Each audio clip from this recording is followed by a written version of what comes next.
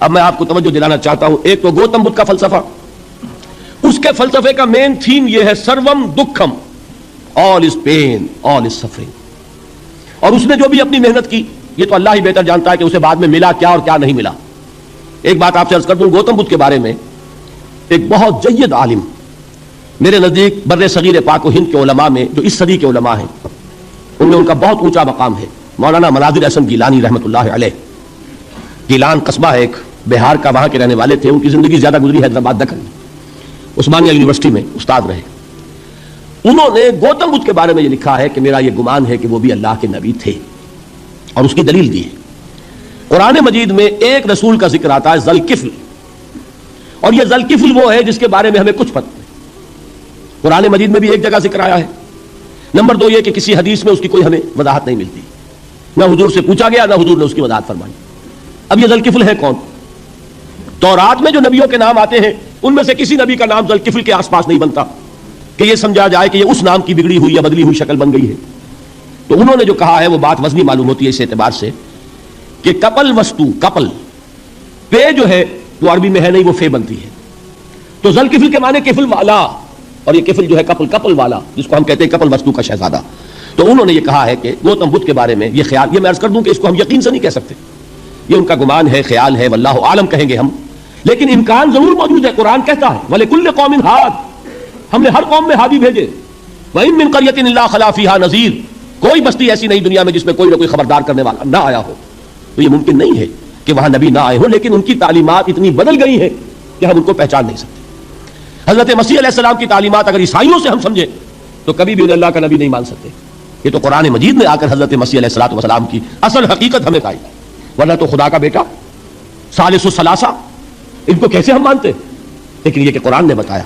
تو جان لیجئے ہو سکتا ہے کہ گوتم بدھ بھی اللہ کے نبی ہو، لیکن ہو سکتا ہے کہ درجے میں کہیں گے، یقین سے نہیں کہیں. بہرحال گوتم بدھ نے اس دکھ، رنج، صدمہ، غم جو انسان کا مقدر ہے اس کا مشاہدہ کیا، اور پھر تپسیائیں کی، علم حاصل کیا، رشیوں منوں کے پاس گیا. اس نے کوشش کی کہ معلوم ہو سیلویشن کا راستہ کون سا ہے، اس دکھ سے نجات پانے کی کوئی سبیل بھی ہے کہ نہیں، اس غم سے، اس نجات سے، اس اندھوں سے انسان کسی طریقے سے چھوٹ سکتا ہے یا نہیں. اسی کو سیلویشن کہتے ہیں انگریزی میں، اسی کو ہندی میں نروان کہتے ہیں، اسی کو عربی میں نجات کہتے ہیں. ان النجات معلقۃ بمجموع هذه الاشیاء، میں نے امام راضی رحمۃ اللہ علیہ کے الفاظ میں آپ کو لفظ بتایا، نجات کی راہ. اچھا، جدید فلسفوں میں جن حضرات کو دلچسپی کی بات ہے انہی کے بارے میں یہ عرض کر رہا ہوں. جدید فلسفوں میں بھی ایک فلسفہ ہے وجودیت، ایگزسٹانشلزم. آپ نے نام سنا ہوگا سارترے، یہ فرینچ فلسفر، اور اس وقت دنیا میں جو نوجوان نسل ہے وہ بہت زیادہ متاثر ہوئی ہے سارترے کے فلسفے سے. کیرکیگارڈ پرانے دور میں اور سارترے اس دور میں، ان کے فلسفے کا نام ہے وجودیت، ایگزسٹانشلزم. اس کا مرکزی خیال بھی یہی ہے، انسان کے لیے دکھ ہی دکھ ہے، صدمہ ہی صدمہ ہے، رنج ہی رنج ہے. صرف یہ ہے کہ کچھ حساس لوگ ہوتے ہیں وہ صدمے کو زیادہ محسوس کرتے ہیں، کچھ ذرا ان کی حس جو ہے وہ کچھ ڈل ہو جاتی ہے، کند ہو جاتی ہے. وہ جو غالب کا شعر میں نے آپ کو سنایا کہ مشکلیں اتنی پڑی مجھ پر کہ آسان ہو گئی، ورنہ یہ ہے کہ انسان سوچے تو دکھ ہے. اب یہ دکھ جو ہے اس سے نجات کا کوئی راستہ بھی ہے کہ نہیں، یہ کوسچن مارک ہے جس کا جواب ہے تیسری آیت میں الا الذین آمنوا وعملوا الصالحات وتواصوا بالحق وتواصوا بالصبر.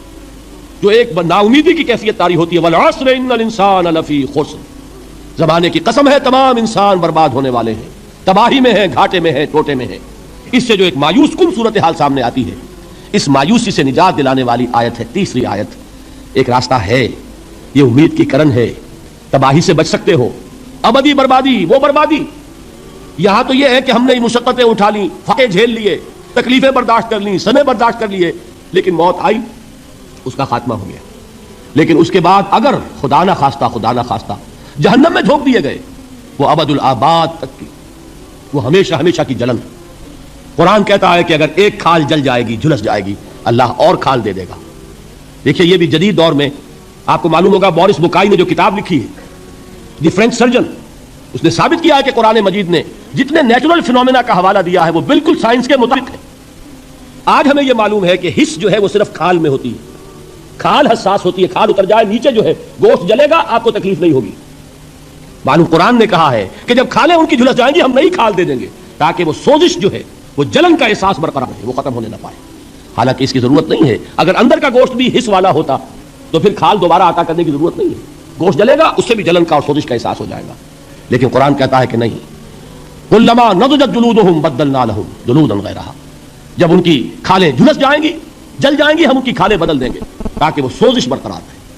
ثم لا يموت فيها ولا يحيا، پھر نہ وہ اس میں جی سکے گا نہ مر سکے گا، نہ زندوں میں ہوگا نہ مردوں میں ہوگا.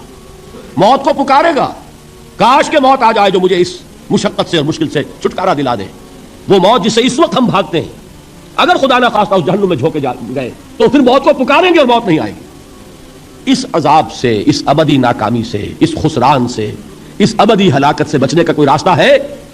وہ جو میدان حشر میں پکاریں گے لوگ، این المفر، کوئی جائے فرار ہے، کوئی جائے پناہ ہے؟ وہ جائے فرار، وہ جائے پناہ اس دنیا میں اللہ نے ہمیں عطا فرمائی، اسی کا نام صراط مستقیم ہے. الا الذین آمنوا وعملوا الصالحات وتواصوا بالحق وتواصوا بالصبر. ایک راستہ ہے، اس کے یہ 4 نشان ہائے راہ ہے، سنگ ہائے میل ہے. پہلا ایمان، دوسرا عمل صالح، تیسرا تواصی بالحق، چوتھا تواصی بالصبر. اس صراط مستقیم بچو گے، نروان حاصل ہو جائے گا، نجات حاصل ہو جائے گی، کامیابی سے ہمکنار ہو جاؤ گے، اس ابدی خسران سے نجات پا جاؤ گے.